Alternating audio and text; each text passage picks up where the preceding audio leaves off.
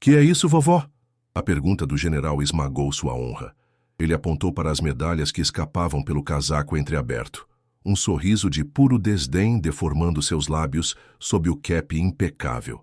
Encontrou as medalhas do seu falecido marido e veio passear. A humilhação foi um golpe físico, rápido e brutal, que roubou o ar dos pulmões de Elsa. Ao redor, o murmúrio da cerimônia do Dia do Veterano cessou. Cabeças se viraram. Soldados jovens, cujos avós talvez tivessem a idade dela, observavam a cena com uma mistura de desconforto e curiosidade mórbida. Aquele homem, o general Bastos, uma figura imponente que personificava a autoridade militar, a reduziu a nada. Ele não via a farda de serviço surrada sob o casaco, não reconhecia a cruz de combate. Ele via apenas uma idosa frágil, uma intrusa senil, e usou sua idade como uma arma para reafirmar seu poder perante todos. O mundo de Elsa encolheu até se tornar apenas o som daquela risada baixa e o peso dos olhares alheios. O hino nacional que tocava ao fundo transformou-se num zumbido indistinto e irritante em seus ouvidos. Ela sentiu o sangue fugir de seu rosto, as mãos, antes firmes, agora trêmulas ao lado do corpo. Queria responder. Queria abrir o casaco e mostrar a farda, gritar sua patente, seu nome, as campanhas onde serviu, os homens que salvou. Mas a garganta se fechou, as palavras presas sob o nó da injustiça. O general não esperou por uma resposta que ele claramente não desejava. Saia daqui, por favor. Está atrapalhando a cerimônia e causando uma cena. A ordem foi final, proferida com uma frieza burocrática que era ainda mais cruel que o escárnio anterior. Ele então se virou, dispensando-a como um estorvo, e reassumiu sua postura de estátua. Sem dizer uma palavra, Elsa se virou. Com a coluna tão ereta quanto seus 82 anos permitiam, ela começou a caminhar para longe do pátio. Cada passo era uma batalha contra a vontade de desmoronar. O silêncio da multidão a seguia, uma testemunha. Covarde que era quase tão dolorosa quanto as palavras do general. Ninguém a defendeu, ninguém interveio. Sentia os olhares em suas costas, alguns de pena, e a piedade era o insulto final. Ela não queria a compaixão de ninguém. Ela queria o respeito que havia conquistado com sangue, suor e noites em claro sob o som da artilharia.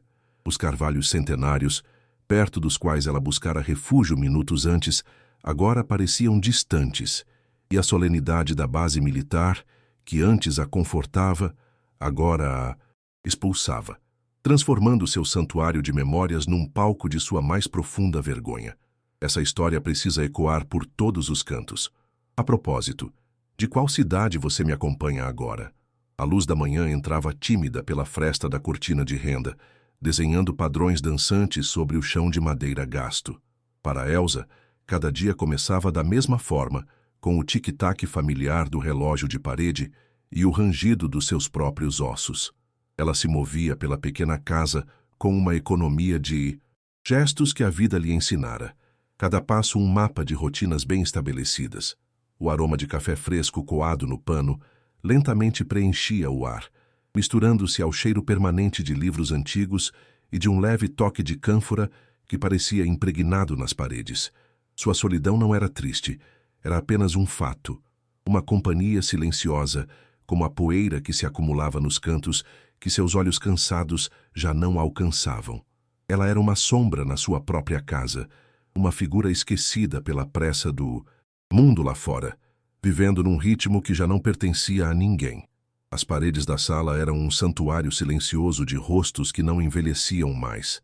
Fotografias em preto e branco, amareladas pelo tempo, mostravam jovens de uniformes, sorrindo para uma câmera que não podia prever seus destinos. Elsa passava por eles todas as manhãs, um aceno de cabeça mudo para cada um, seus camaradas, seus meninos. Ela não os via como heróis emoldurados, mas como as pessoas que foram. O rapaz que contava piadas ruins, o outro que sentia uma saudade avassaladora de casa, a amiga enfermeira que cantarolava para acalmar os feridos. Para o mundo, eram nomes em monumentos. Para ela, eram o calor de uma mão amiga, o som de uma risada compartilhada em meio ao caos. Viver com esses fantasmas era sua forma de mantê-los vivos, um dever que ela cumpria com a mesma disciplina com que outrora cuidava de suas feridas. Quando saía para a padaria da esquina, o mundo exterior parecia vê-la exatamente como ela se sentia, transparente. Os vizinhos a cumprimentavam com um bom dia, Dona Elsa. Apressado, os olhos já focados no celular ou no próximo compromisso. O jovem padeiro lhe entregava o pão com um sorriso simpático, mas condescendente, chamando-a de vovó, uma palavra que, embora dita com aparente carinho, a despojava de sua identidade, de sua história. Ela era a velhinha da casa do fim da rua, uma peça anônima na paisagem do bairro. Ninguém imaginava que aquelas mãos, que agora tremiam levemente ao segurar o troco, já haviam operado sob fogo inimigo, trazendo vidas de volta da beira do abismo. Essa invisibilidade era seu casulo, protegendo-a e, ao mesmo tempo, aprisionando-a numa existência subestimada. Às vezes, um som ou um cheiro quebrava a barreira do tempo. O apito agudo de uma chaleira no fogo a transportava para o zumbido de um hospital de campanha. O cheiro de terra molhada após a chuva trazia de volta o odor de lama e sangue de um campo de batalha distante. Nesses momentos, ela se lembrava de quem era, da força que habitava seu corpo jovem. Recordava-se de uma noite em particular, sob uma lona esfarrapada, onde improvisou uma sutura com linha de pesca e uma agulha esterilizada na chama de um isqueiro para salvar a perna de um recruta aterrorizado. Essas memórias não eram fonte de orgulho ostensivo, mas âncoras silenciosas que a impediam de se afogar na monotonia de seus dias. Lembretes de que sua vida, mesmo agora pequena e contida, já fora imensa e indispensável. A relação com sua sobrinha Marta era um misto de amor e frustração. Marta ligava todas as terças, a voz sempre cheia de uma preocupação que beirava a impaciência. Tia, a senhora tomou os remédios? Comeu direito? Não se esqueça da consulta. As perguntas eram um roteiro de cuidados que, sem querer, a infantilizavam. Elsa respondia com monossílabos, sabendo que qualquer tentativa de compartilhar uma memória mais profunda ou uma opinião mais complexa seria recebida com um aceno verbal de cabeça, como se fossem divagações de uma mente senil. Para sua família, ela era a tia idosa que precisava de cuidados, uma relíquia frágil a ser preservada. A enfermeira de combate, a mulher que tomou decisões de vida ou morte em segundos, havia sido completamente esquecida, enterrada sob camadas de idade e preocupação familiar. Seus dias eram tecidos com pequenos rituais que davam ordem ao seu mundo silencioso. A rega cuidadosa das violetas na janela, a dobra metódica dos lençóis, a forma como alinhava os talheres na gaveta, eram ecos de uma disciplina militar que nunca a abandonou, uma necessidade de ordem em meio a um mundo interior que, por vezes, ameaçava se tornar caótico com o peso das lembranças. O corpo, no entanto, já não obedecia com a mesma presteza. As juntas doíam com a mudança do tempo, e o peso das sacolas de compras parecia aumentar a cada semana. Era nesse contraste entre a rigidez de sua mente e a fragilidade de seu corpo que residia sua batalha diária, uma luta travada sem testemunhas, na quietude de sua pequena casa contra o inimigo mais implacável de todos, o tempo. A proximidade do dia do veterano trazia uma agitação sutil ao seu espírito. Não era uma data para celebração, mas para introspecção. Era o único dia do ano em que ela se permitia abrir o velho baú de madeira no pé da cama. O ranger da tampa era como um suspiro, liberando o cheiro de naftalina e de tempo guardado. Ali dentro, dobrado com uma precisão quase religiosa, estava seu uniforme de serviço. Não era uma peça de museu, mas uma segunda pele, um testemunho de suor, lágrimas e dever. Passava os dedos enrugados sobre o tecido áspero, sentindo os remendos e as manchas desbotadas, cada um contando uma história que só ela podia ouvir. Aquele uniforme era a prova material de que ela existiu, de que ela importou. A decisão de ir à cerimônia na base militar não era social, era uma peregrinação. Era um encontro marcado com os fantasmas de seus camaradas, um aceno de respeito à juventude que ela e tantos outros haviam sacrificado. Ela não ia em busca de reconhecimento ou aplausos, mas de pertencimento. Naquele lugar, entre outros que vestiram a farda, ela se sentia menos invisível. O som das botas marchando, o hastear da bandeira, os hinos solenes. Tudo aquilo era uma linguagem que sua alma entendia perfeitamente. Era uma forma de se reconectar com a versão mais forte de si mesma, a mulher que não hesitava, que não temia, que encontrava propósito no serviço aos outros, mesmo que hoje o mundo só visse uma senhora frágil e esquecida. Ela vestiu a farda, sentindo o peso familiar nos ombros. As medalhas, presas com cuidado ao peito, não eram troféus de vaidade, mas amuletos carregados com o peso de vidas salvas e promessas cumpridas. Cobriu tudo com um casaco simples e discreto, um gesto instintivo de quem aprendeu a não chamar atenção. Olhou-se no espelho manchado do corredor e, por um breve instante, os olhos azuis e cansados brilharam com o fogo de antigamente. Não era a imagem de uma idosa se arrumando para um passeio, mas de uma soldada se preparando para apresentar suas homenagens. A casa silenciosa parecia se despedir dela com respeito. A luz da manhã tocando as fotografias na parede, como se os jovens sorridentes também estivessem prestando sua continência silenciosa antes de ela partir.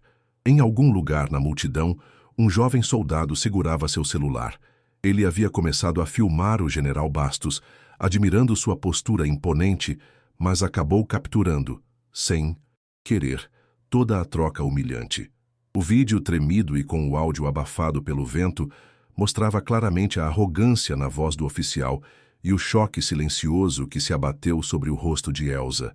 Sentindo uma pontada de indignação que superou seu medo da hierarquia, o soldado compartilhou o clipe em um pequeno grupo de mensagens com outros militares de baixa patente.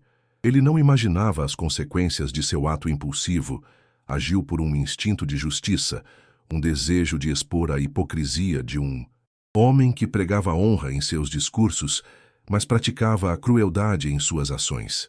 O vídeo começou a se espalhar lentamente, como uma pequena faísca em palha seca, ainda sem o poder de um incêndio, mas já carregando o calor de uma revolta contida.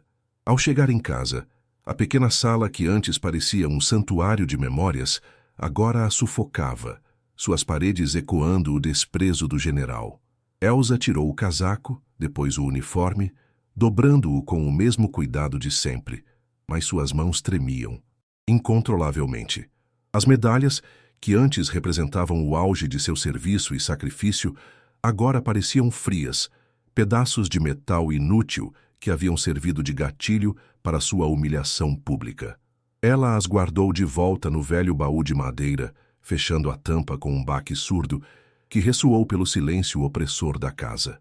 Era como se estivesse enterrando uma parte de si mesma, a parte que ainda acreditava na nobreza da instituição que ela tanto amou e serviu com cada fibra de seu ser. Sentou-se em sua poltrona favorita e ficou ali, imóvel, enquanto a tarde caía e as sombras se alongavam, engolindo as fotografias na parede. O vídeo começou a ganhar tração, saltando de grupos privados para redes sociais abertas. Os comentários surgiam aos milhares, a maioria superficiais e desprovidos de real compreensão. Que general arrogante, dizia um. Coitada da velhinha, deve estar senil, comentava outro, ecoando cruelmente a própria acusação de Bastos. Ninguém sabia a história completa, ninguém sabia quem era Elsa Medeiros. Ela era apenas um rosto anônimo em um vídeo viral de baixa qualidade, um peão em um debate raso sobre o comportamento de oficiais militares. A discussão online não buscava justiça, apenas mais exposição e cliques. A viralização, em vez de ampará-la, aprofundou sua ferida, transformando sua dor íntima e sua humilhação pessoal em um espetáculo público, desprovido de contexto e de verdadeira empatia, tornando-a ainda mais vulnerável e exposta ao julgamento de estranhos. Os dias seguintes foram de um silêncio pesado e claustrofóbico. Elsa parou de sair de casa. A ida diária à padaria, o pequeno aceno para os vizinhos, os rituais que davam estrutura à sua solidão, tudo isso cessou. Ela se sentia marcada, como se a humilhação estivesse estampada em seu rosto para que todos vissem. Imaginava os olhares, os cochichos. É ela, a senhora do vídeo. O mundo exterior, que antes era uma fonte de pequenas e silenciosas alegrias, tornou-se um Território hostil, um campo minado de potenciais novas humilhações. As paredes de sua casa, antes testemunhas de sua força resiliente, agora pareciam ecoar sua fragilidade recém-exposta. A solidão, que sempre fora uma companheira tranquila e familiar, tornou-se uma presença fria e opressora, um inimigo que a encurralava em seus próprios pensamentos sombrios. Sua sobrinha, Marta, invadiu sua reclusão com o rosto vermelho de uma raiva que Elsa não conseguia mais sentir. Tia, nós temos que fazer alguma coisa. Isso não pode ficar assim. Vamos à imprensa, vamos denunciar esse homem. Ele não pode sair impune por ter feito isso com a senhora. A indignação de Marta era um reflexo do amor que sentia, mas soava como um ruído estranho no silêncio de Elsa. Ela balançou a cabeça lentamente, a recusa firme em seus olhos cansados. Não, minha filha, não vamos fazer nada. Sua voz era baixa, mas carregada com o peso de uma disciplina que estava gravada em sua alma. Para ela, resolver aquilo com um escândalo público seria criar mais desordem. Seria manchar ainda mais a instituição que, apesar de tudo, ainda respeitava. Isso se resolve internamente, ou não se resolve. Não vou transformar minha honra em um circo. Na base militar, o general Bastos se mantinha inabalável, protegido pela armadura de sua patente. Quando questionado informalmente por um colega sobre o incidente do vídeo, que começava a causar burburinho, ele foi rápido e cirúrgico em sua defesa. Era uma civil desorientada, numa área restrita, provavelmente procurando por algum parente. Apenas cumpria o protocolo com firmeza. A idade, infelizmente, traz confusão e lapsos de memória. O caso está encerrado. Sua versão era fria, burocrática e, acima de tudo, final. Ele usou o poder de sua posição para reescrever a realidade, transformando sua crueldade gratuita em um ato de dever e ordem. A estrutura militar, com sua rígida cadeia de comando e aversão a escândalos, o protegia. Ninguém ousaria desafiar a palavra de um general por causa de uma idosa anônima e um vídeo de má qualidade. O jovem soldado que filmou a cena, um recruta chamado Lucas, sentia o peso da culpa esmagando seus ombros. Ele via o vídeo circular, via os comentários cruéis e a injustiça que causara sem querer ao expor a dor daquela senhora. Sentia-se impotente e cúmplice. Denunciar o general Bastos abertamente seria o fim de sua carreira antes mesmo que ela começasse. Ele era apenas um grão de areia na vasta e impessoal máquina militar. Desafiar um superior daquele escalão era impensável, um suicídio profissional. Mas a imagem do rosto de Elsa, a dignidade silenciosa se quebrando sob o peso da humilhação pública, não saía de sua cabeça. Aquele olhar o assombrava durante o dia e invadia seus sonhos à noite. Ele estava preso entre o medo paralisante de represálias e uma consciência que gritava por justiça. As noites de Lucas se tornaram longas e insones. Ele revia o vídeo de novo e de novo, pausando, dando zoom no brilho das medalhas no peito de Elsa. Havia algo familiar nelas, algo que o instigava. Como um general, um homem que viveu toda a sua vida no meio militar, poderia desdenhar daquelas insígnias com tanto desprezo, a menos que ele não as tivesse reconhecido, ou pior, tivesse escolhido ignorá-las para afirmar seu poder. Movido por uma necessidade crescente de entender, de encontrar algum sentido naquela crueldade aparentemente gratuita, Lucas tomou uma decisão arriscada. Usando seu acesso de baixo nível ao sistema de arquivos digitais da base, ele começou a procurar por registros de veteranos, usando as poucas informações que tinha. Uma mulher, idosa, provavelmente uma enfermeira militar. Era como procurar uma agulha num palheiro. Ele passou horas em frente a uma tela de computador, num porão empoeirado e mal iluminado do quartel, o zumbido constante dos servidores como sua única companhia. Os arquivos digitalizados eram um labirinto de nomes, datas e unidades, um cemitério de histórias esquecidas. A busca parecia inútil, e o medo de ser descoberto o fazia suar frio. Ele quase desistiu pensando que estava sendo tolo, arriscando seu futuro por uma fantasia de justiça. Mas então ele mudou a tática. Em vez de procurar por um nome que não conhecia, Começou a pesquisar por listas de militares condecorados com a Cruz de Combate, a medalha que mais brilhava no peito da senhora. A lista era longa, mas finita. A maioria esmagadora dos nomes era de homens. Com o coração na boca, ele filtrou os resultados por gênero.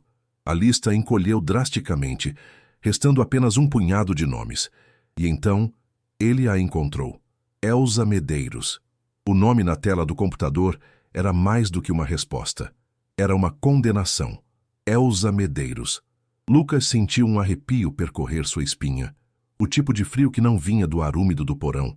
Ali, em letras pixeladas e monótonas, estava a identidade da mulher cuja dignidade ele vira ser despedaçada.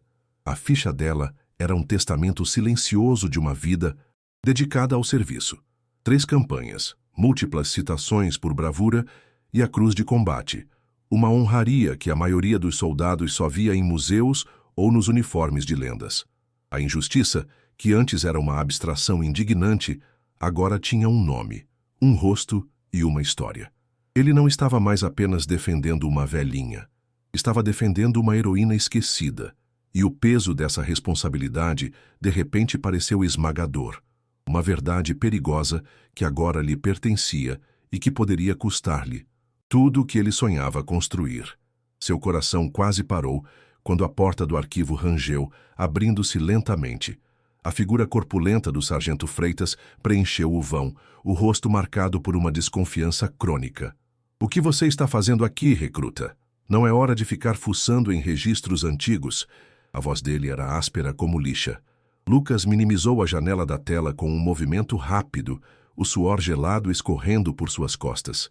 Apenas pesquisando um parente distante que... "Serviu, meu sargento. Curiosidade histórica." A mentira saiu mais convincente do que ele esperava, mas seus olhos provavelmente o traíam. Freitas o encarou por um longo e tenso segundo, seu olhar varrendo a sala empoeirada antes de bufar. "Curiosidade matou o gato. Volte para o seu alojamento antes que arranje problemas de verdade." Ele se virou e saiu, deixando Lucas com o coração martelando contra as costelas, consciente de que acabara de escapar por um fio. Sozinho novamente no silêncio, zumbidor dos servidores, Lucas sentiu o conflito rasgá-lo por dentro. A ordem do sargento ecoava em sua mente, um aviso claro dos riscos que corria. Desafiar a narrativa do general Bastos não era apenas desobediência. Era uma insubordinação que poderia encerrar sua carreira militar com uma mancha indelével. O medo era uma presença física, um nó em seu estômago. Mas então, a imagem do rosto de Elza Medeiros voltou a assombrá-lo. A força silenciosa em seus olhos se quebrando, a humilhação pública, que ninguém impediu. Ele agora segurava a prova irrefutável de que ela não era uma intrusa senil, mas parte da elite daquela instituição. Guardar aquela verdade para si seria um ato de covardia, uma traição não apenas a ela, mas a tudo que o uniforme que ele vestia deveria representar. A consciência era um fardo mais pesado que o medo. Em sua casa silenciosa, o som da campainha foi um choque violento. Elza não esperava ninguém. Abriu a porta e se deparou com 2 oficiais jovens, de uniformes impecáveis e expressões impassíveis.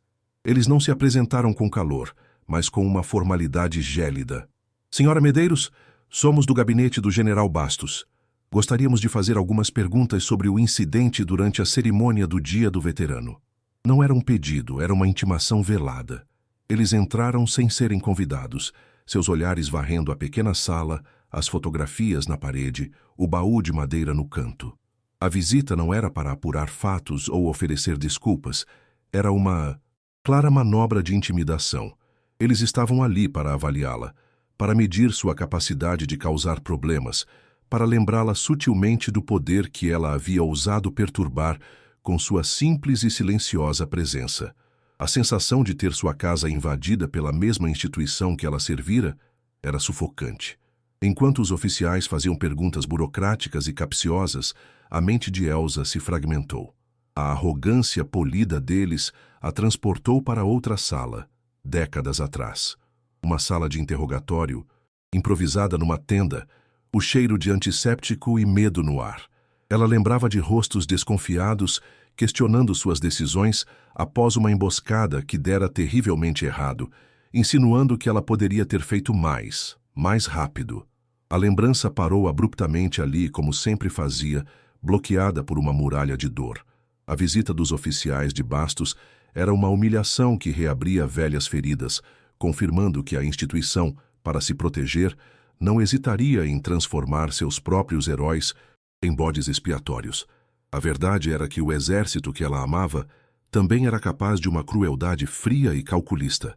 De volta ao porão, Lucas ignorou o medo e a ordem do sargento. Ele precisava de mais. Reabriu o arquivo de Elsa e mergulhou nos anexos, lendo relatórios de missão cujas descrições frias e factuais mal conseguiam mascarar o horror dos eventos. E foi em um desses documentos, datado de quase 50 anos atrás, que ele encontrou a peça que mudaria tudo. O relatório descrevia uma emboscada brutal. A unidade de Elsa havia sido dizimada. O documento mencionava uma enfermeira de combate que, sob fogo intenso e contra todas as ordens para se abrigar, rastejou por campo aberto para socorrer um jovem tenente cujo nome estava listado ali.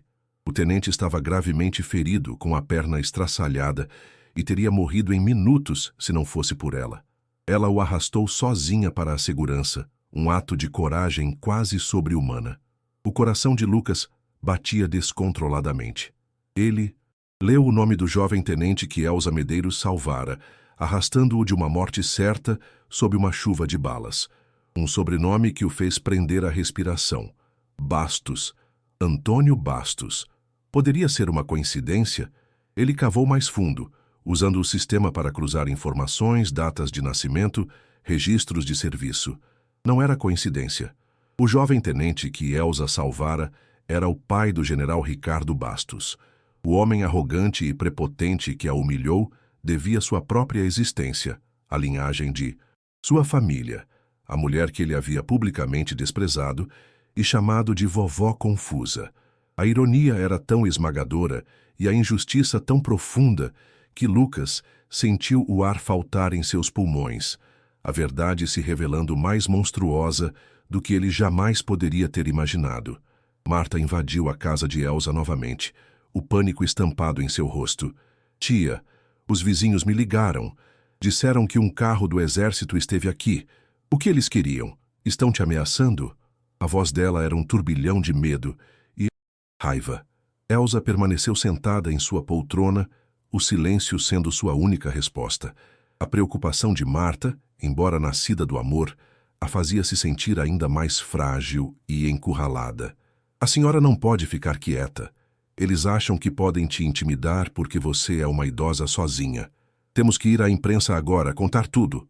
A pressão de sua sobrinha era um martelo insistente, exigindo uma reação que Elsa não estava disposta a dar. Sua recusa em transformar sua honra num espetáculo era vista como teimosia senil, aprofundando o abismo de incompreensão que a separava da própria família. O isolamento de Elsa era agora completo. A instituição que ela honrou a tratava como uma ameaça. A família que ela amava a via como uma vítima indefesa ou uma velha teimosa. A comunidade ao seu redor permanecia alheia.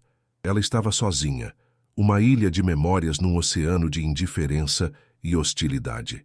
Levantou-se e foi até uma pequena cômoda, abrindo a gaveta superior. Suas mãos passaram por lenços de renda e fotografias soltas, até encontrarem o que procuravam. Um pequeno objeto de metal guardado num saquinho de veludo. Não era uma medalha. Ela o segurou com força, o metal frio contra a palma de sua mão, um lembrete tangível de um passado que ninguém conhecia, de uma promessa que ela fizera a si mesma. Mas o som de passos pesados no corredor do seu prédio sugeria que o mundo já havia chegado à sua porta. A batida na porta não foi um pedido, foi uma agressão. Antes que pudesse reagir, um homem corpulento com uma câmera no ombro e um jornalista mais jovem e agressivo forçaram a passagem. Dona Elsa, somos do Foco Nacional. Uma fonte nos disse que a senhora é a veterana humilhada pelo general Bastos no vídeo que viralizou. O que a senhora tem a dizer? O general a acusa de estar desorientada. É verdade que a senhora sofre de algum problema de memória? As perguntas eram como tiros, disparada sem piedade. O flash da câmera explodiu em seus olhos, cegando-a momentaneamente. O santuário de sua casa havia sido violado da forma mais brutal. Eles não queriam sua história. Queriam seu sofrimento. Queriam lágrimas para as câmeras, queriam a imagem de uma velhinha frágil para vender sua narrativa sensacionalista. Elsa bateu a porta com uma força que não sabia que ainda possuía, o barulho ecoando pela casa vazia. Encostada na madeira, sentiu o tremor percorrer seu corpo. Era a trepidação da raiva, uma fúria fria e profunda que ela mantivera sob controle por dias. Eles a transformaram em uma caricatura. A vovó confusa, a vítima indefesa, a coitadinha. Cada rótulo era uma facada em sua identidade, um apagamento de tudo que ela foi e fez. A segurança de suas 4 paredes, sua última linha de defesa contra o mundo, havia sido rompida. Ela não era mais invisível, era uma presa, e a percepção de que sua dor estava sendo transformada em entretenimento barato para as massas foi a gota d'água, o estopim que acendeu um pavio que ela pensava estar apagado há muito tempo. Movido por uma fúria justa, Lucas agiu. Imprimiu o relatório da missão, a citação da medalha de Elsa e a ficha de serviço do pai do general Bastos. Colocou tudo em um envelope pardo, sentindo o peso daquelas folhas como se fossem placas de chumbo. Sabia que ir até os superiores diretos de Bastos seria inútil. A corporação se fecharia para proteger um dos seus. Ele precisava de alguém de fora daquele círculo vicioso, alguém cuja integridade fosse inquestionável. Havia um nome, uma lenda, quase. Brigadeiro Alencar, um oficial da velha guarda, prestes a se aposentar, conhecido por seu senso de justiça implacável e seu desprezo por jogos de poder. Conseguir uma audiência com ele era quase impossível para um simples recruta. Mas Lucas sabia que era sua única chance de fazer a verdade explodir onde mais importava. O telefone de Elsa começou a tocar, uma estridência que rasgava o silêncio de sua casa. Primeiro, era Marta, a voz embargada de pânico. Depois, números desconhecidos, um atrás do outro. Os abutres da mídia haviam conseguido seu número. Ela arrancou o fio da parede, o silêncio abrupto quase tão chocante quanto o barulho. Sentou-se na penumbra, a luz do fim da tarde tingindo a sala de laranja e cinza. Sentia-se como um fantasma em sua própria vida, assombrada por seu passado e caçada pelo presente. Uma promessa feita a um soldado moribundo em seus braços décadas atrás voltou à sua mente com uma clareza dolorosa. Nunca deixe que transformem nosso sacrifício em um circo, enfermeira. E era exatamente isso que estava acontecendo. Sua honra, e por extensão a honra deles, estava sendo arrastada para a lama. O confronto seguinte veio de onde ela menos esperava. Ao abrir a porta para pegar o jornal no capacho, deu de cara com sua vizinha de porta, Dona Amélia, uma senhora com quem trocava acenos cordiais há 20 anos. O rosto dela, no entanto, não era amigável. Elsa, que história é essa de repórteres no nosso corredor? Isso aqui é um prédio de família, não um programa de auditório. Se você tem problemas, resolva-os sem trazer essa bagunça para a nossa porta. A acusação foi dita em um sussurro raivoso, mas o veneno era evidente. A exclusão estava completa. O exército a via como um problema, sua família como uma incapaz, e agora sua comunidade, as pessoas com quem compartilhava o dia a dia, a viam como um incômodo, uma fonte de perturbação. O golpe final não veio de um general, mas do desprezo cotidiano de uma vizinha. Aquele foi o ponto de ruptura. A dignidade silenciosa, a disciplina estoica, a resiliência forjada no fogo da guerra.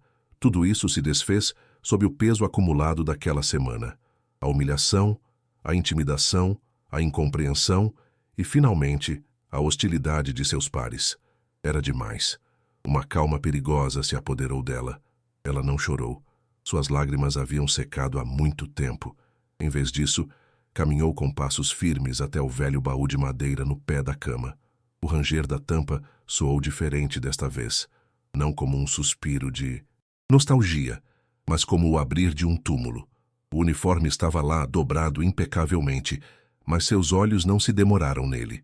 Sua missão agora era outra. O respeito não lhe fora dado, então ela o tomaria.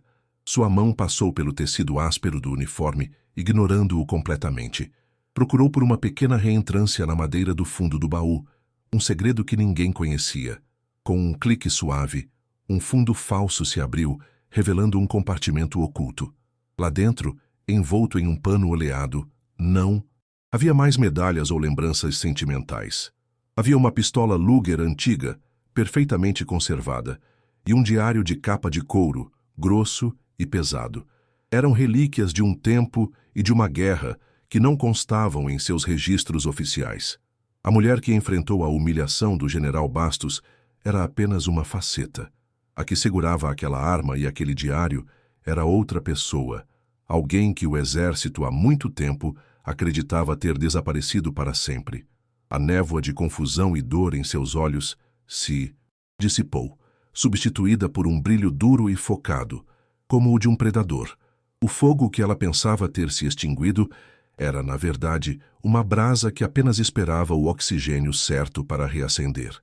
As regras de honra e silêncio com as quais vivera por mais de meio século haviam sido unilateralmente quebradas por aqueles que deveriam defendê-las. A promessa que fizera ao soldado moribundo era sobre honrar o sacrifício, não sobre permitir que a injustiça prosperasse em nome de uma falsa paz. Um novo caminho se desenrolava em sua mente, um caminho pavimentado com as verdades inconvenientes contidas naquele diário e reforçado pela certeza fria do aço em sua mão. Ela não era mais uma vítima a ser defendida. Ela seria a arma. O telefone, que ela havia reconectado por puro instinto, tocou novamente.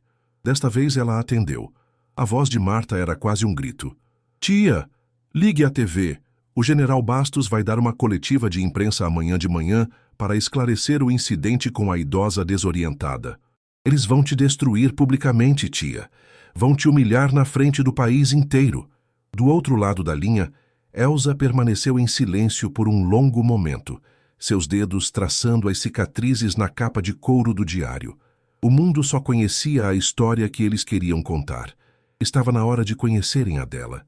Sua voz, quando finalmente respondeu, era calma, clara e fria como o gelo. "Não, minha filha. Eles não vão. Você acha que a verdade vai encontrar um caminho? Deixa sua aposta nos comentários. O auge ainda vem." A manhã da coletiva de imprensa irrompeu com a fúria de uma tempestade midiática. Dezenas de repórteres e cinegrafistas se acotovelavam no salão nobre da base militar, um frenesi de flashes e microfones apontados para o pódio vazio. O nome de Elsa Medeiros, antes desconhecido, agora era um sussurro em todos os lábios, a idosa desorientada no centro da polêmica. Longe daquele caos, em sua pequena casa, Elsa se preparava com a calma metódica de um soldado antes da batalha. Ela vestiu seu uniforme de serviço, não o que usara no dia da humilhação, mas um reserva, perfeitamente passado e preservado. Cada botão abotoado, cada vinco alinhado, era um ato de recuperação da própria identidade. Ela prendeu suas medalhas, incluindo a cruz de combate, no peito, desta vez sem a intenção de escondê-las. Elsa não era mais uma peregrina silenciosa. Era uma combatente marchando para o seu último e mais importante campo de batalha. O general Bastos subiu ao pódio sob uma chuva de flashes, sua expressão uma máscara de autoridade e falsa preocupação. Ele ajustou os microfones com um ar de condescendência, o predador prestes a justificar o abate de sua presa. Sua voz ressoou pelo salão, firme e controlada, cada palavra cuidadosamente escolhida para pintar o retrato de uma instituição benevolente lidando com um infeliz caso de senilidade. "Lamentamos profundamente qualquer mal-entendido", começou ele, "mas nosso dever primordial é a segurança e a ordem. A senhora em questão, embora merecedora de nosso respeito pela sua idade, encontrava-se em uma área restrita, visivelmente confusa. Nossas ações visaram apenas proteger a integridade da cerimônia e a dela própria." Ele tecia sua teia de mentiras com a confiança de um homem que jamais fora verdadeiramente desafiado, preparando o terreno para aniquilar publicamente a credibilidade e a honra de Elsa. Foi então que as portas duplas ao fundo do salão se abriram. Um silêncio súbito se espalhou da parte de trás. Para a frente, uma onda de choque que fez o general Bastos pausar no meio da frase. Parada no limiar, estava Elza Medeiros. Não a figura encolhida e humilhada do vídeo, mas uma aparição de outra era. Em seu uniforme completo e impecável, com a coluna ereta e as medalhas brilhando sob as luzes da imprensa, ela exalava uma autoridade que calou a todos. Ela não correu nem gritou. Caminhou pelo corredor central com passos firmes e medidos. O som de seus sapatos no piso polido, sendo o único ruído no salão agora mudo. Os cinegrafistas instintivamente viraram suas lentes para ela, abandonando o general no pódio.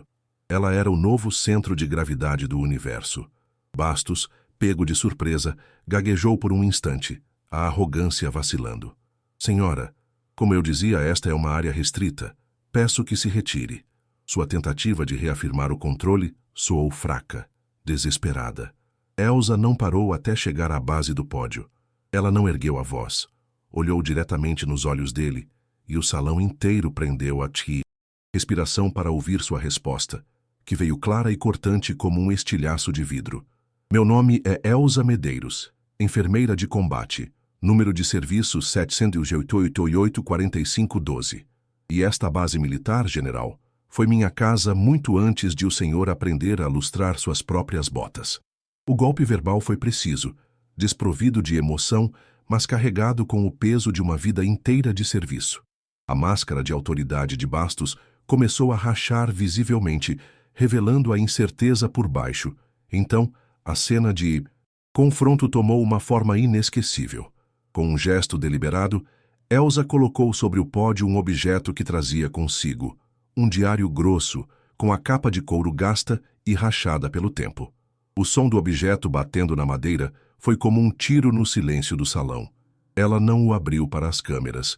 Com uma precisão cirúrgica, abriu-o em uma página marcada com uma fita desbotada e o virou para que apenas o general Bastos pudesse ler. As câmeras deram zoom, tentando capturar o que acontecia, mas o drama estava contido nos olhos do general. Seu rosto, antes corado pela arrogância, empalideceu. A cor pareceu ser drenada dele, enquanto seus olhos percorriam as linhas escritas com uma caligrafia antiga. O suor começou a brotar em sua testa. O mundo inteiro assistia, mas a verdadeira execução estava acontecendo naquele espaço íntimo e silencioso entre ele e a página. O diário não continha apenas o relato de como Elza salvara o tenente Antônio Bastos, pai do general. Continha a verdade nua e crua daquela emboscada, uma verdade que os relatórios oficiais haviam sanitizado. Detalhava a incompetência do oficial comandante, a ordem covarde que resultou na morte desnecessária de 12 homens e a forma como a culpa fora sutilmente desviada para encobrir a vergonha. A página que o general lia descrevia seu pai, ferido e em pânico, sendo salvo por Elza, enquanto o caos da traição e do fracasso do comando se desenrolava ao redor deles.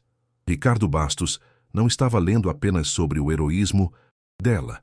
Estava lendo sobre a fundação vergonhosa sobre a qual o legado de honra de sua família havia sido construído, uma dívida de sangue paga com silêncio e mentiras. A verdade era uma faca que torcia em seu íntimo. Nesse exato instante de colapso silencioso, como um segundo ato perfeitamente orquestrado, outra figura entrou no salão por uma porta lateral. Era o brigadeiro Alencar, um homem cuja reputação de integridade era lendária, seguido de perto pelo jovem soldado Lucas. O brigadeiro não disse uma palavra. Caminhou até o lado do pódio segurando um envelope pardo. De dentro, tirou os documentos oficiais que Lucas lhe entregara, o relatório da missão, a citação da medalha de Elza, a prova irrefutável que confirmava cada detalhe do heroísmo dela, e a identidade do homem que ela salvara. Ele colocou os papéis ao lado do diário, criando um altar de evidências sobre o qual a carreira e a honra do general Bastos foram sacrificadas. A verdade pessoal e a verdade oficial se uniram, fechando todas as rotas de fuga. O general Ricardo Bastos ergueu o olhar do diário para os papéis oficiais, e então, para o rosto frio e decepcionado do brigadeiro Alencar. Foi o fim. O homem que se erguia como um colosso de autoridade desmoronou por dentro. Suas mãos tremiam, seus lábios se moviam sem emitir som. Ele era um rei nu em sua própria corte, despojado de sua arrogância, de sua patente, de sua história reescrita. O som dos flashes das câmeras agora era como uma artilharia, capturando cada gota de suor, cada espasmo de vergonha em seu rosto. A humilhação pública que ele planejara meticulosamente para Elsa se tornou seu próprio espetáculo de desgraça, amplificado 1000 vezes pela presença da imprensa que ele mesmo convocara. A catarse foi silenciosa, brutal e completa. O público sentiu o peso da justiça poética. O brigadeiro Alencar aproximou-se do microfone. Sua voz era calma, mas possuía o peso do comando final. Esta coletiva de imprensa está encerrada. Com um gesto de respeito que chocou a todos, ele ofereceu seu braço a Elsa. Enfermeira Medeiros, permita-me acompanhá-la. Ele a escoltou para fora do salão, não como uma idosa frágil, mas como uma igual, uma camarada de armas. Enquanto caminhavam, os soldados presentes, incluindo o jovem Lucas, instintivamente se puseram em posição de sentido, prestando uma continência silenciosa. Não foi uma ordem, foi uma reação espontânea de respeito pela força e dignidade que acabaram de testemunhar.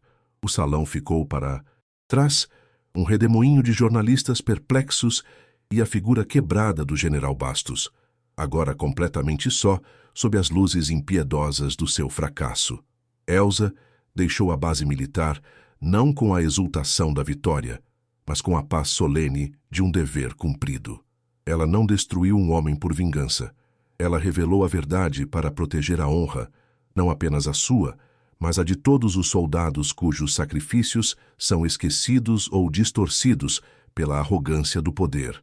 Sua força, até então oculta sob camadas de idade e discrição, se manifestou não em um ato de violência, mas em uma demonstração de coragem moral e competência estratégica.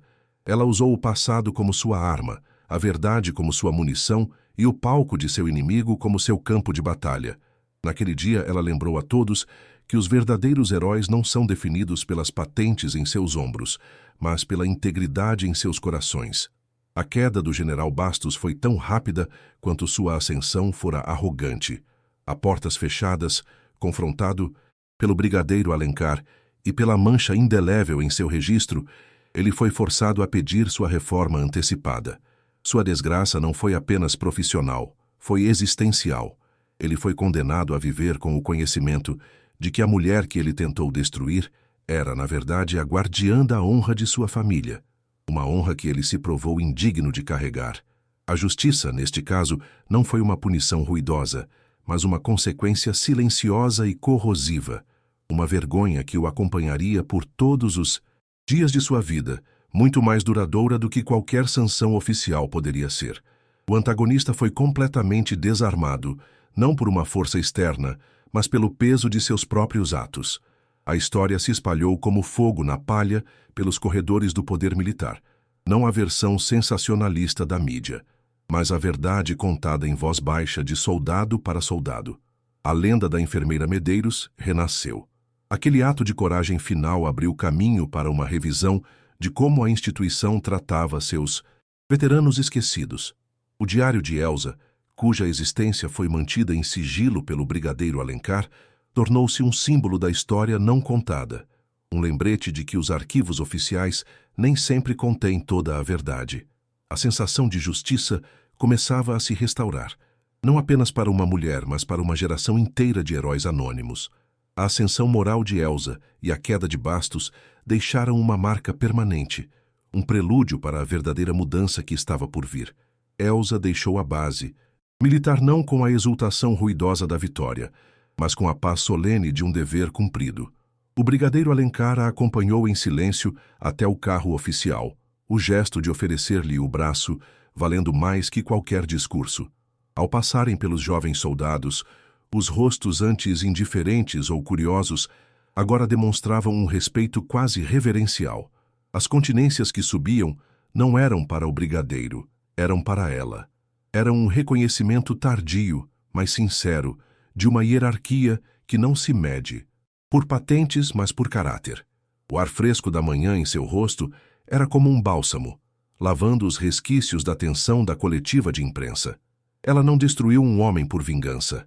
Ela simplesmente apresentou a verdade para proteger a honra, não apenas a sua, mas a de todos os soldados cujos sacrifícios são esquecidos ou distorcidos pela arrogância do poder. A viagem de volta para casa foi preenchida por um silêncio respeitoso.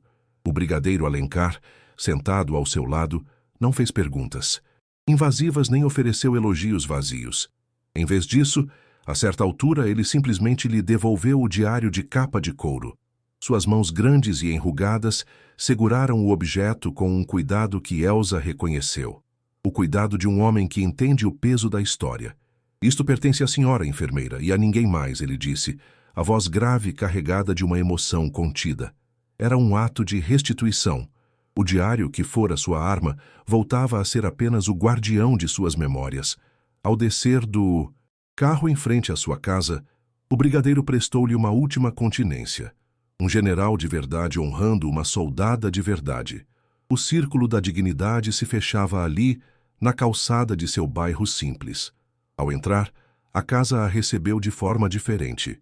Não era mais uma prisão de memórias ou um refúgio contra a vergonha. O ar parecia mais leve, a luz que entrava pelas janelas mais clara. As fotografias na parede não pareciam mais fantasmas de um passado glorioso, mas testemunhas satisfeitas de uma justiça alcançada. Pela fresta da cortina, ela viu sua vizinha, Dona Amélia, recolher apressadamente o tapete da porta, evitando seu olhar. Não havia triunfo no coração de Elsa, apenas uma compaixão cansada. Ela foi até a cozinha e colocou a chaleira no fogo, o gesto familiar e rotineiro sendo a mais perfeita celebração. O apito da chaleira, que antes a transportava para o caos, agora soava apenas como um convite para uma xícara de chá em paz. A guerra, sua última guerra, finalmente havia acabado. Marta chegou no fim da tarde, não com a fúria protetora de antes, mas com os olhos vermelhos de um choro silencioso. Ela não disse nada, apenas abraçou a tia com uma força que misturava orgulho, alívio e um profundo pedido de desculpas. Naquele abraço, décadas de incompreensão se dissolveram. Marta finalmente via a mulher inteira, a enfermeira, a soldada, a heroína, e não apenas a idosa frágil que ela tentava proteger do mundo. "Me desculpe, tia", sussurrou ela contra o ombro de Elsa. "Me desculpe por nunca ter perguntado de verdade." Não havia necessidade de mais palavras. O respeito perdido havia sido encontrado não apenas na base militar, mas ali, na pequena sala de estar, no reconhecimento da pessoa que mais importava. O amor, antes tingido pela condescendência, agora era puro e incondicional. Uma semana depois, uma pequena encomenda oficial chegou pelo correio. Dentro da caixa de veludo azul, sua cruz de combate repousava, profissionalmente limpa e polida, brilhando como se fosse nova. Ao lado dela, havia uma placa de metal gravada com uma única frase: "A honra reside na coragem", em reconhecimento ao serviço exemplar da enfermeira Elsa Medeiros. Não havia assinaturas pomposas ou selos extravagantes. Era um gesto simples, anônimo e profundamente significativo, provavelmente orquestrado pelo brigadeiro Alencar. Era o reconhecimento formal e silencioso da instituição, um pedido de desculpas em metal e veludo. Elsa colocou a caixa sobre a sua cômoda, não como um troféu, mas como um ponto final. Um objeto que confirmava que sua história, sua verdade, agora estava segura e preservada onde pertencia. Numa tarde de sábado, a campainha tocou. Era o jovem soldado Lucas, em trajes civis, segurando um pequeno vaso de violetas. Ele estava nervoso, mal conseguia encará-la nos olhos. "Senhora, enfermeira Medeiros, eu só queria... Eu não sabia o que fazer." As palavras saíam tropeçadas, mas a sinceridade em seu olhar era cristalina. Elsa lhe deu um sorriso suave, o primeiro sorriso genuíno em muito tempo. Ela pegou o vaso de suas mãos e o convidou a entrar. "Você fez o que um bom soldado faz, Lucas. Escolheu o lado certo, mesmo quando era o mais difícil." Ela lhe ofereceu uma xícara de café, e ele aceitou sentando,